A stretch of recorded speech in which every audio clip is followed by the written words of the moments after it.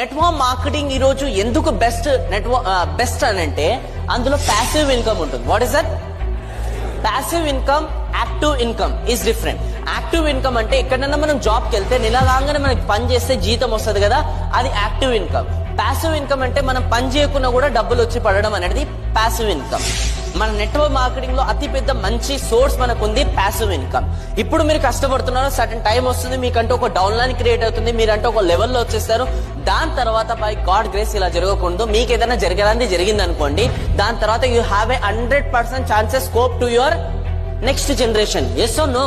ఇప్పుడు మనం LIC policy తీసుకున్నా కూడా ఏదైతే ఉంటుందో వాళ్ళు మన 1 year దే మనం పే చేయగలుగుతారు వాళ్ళు మన దగ్గర, మనకి ఏదైనా అయినా.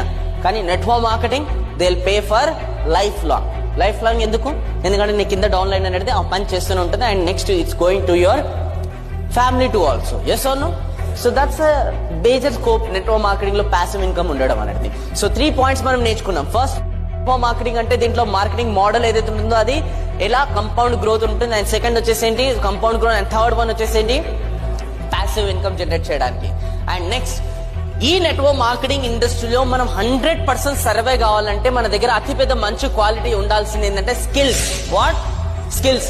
Presentation skills, negotiation skills, rejection handle చేయడం it's kind of skill. Okay.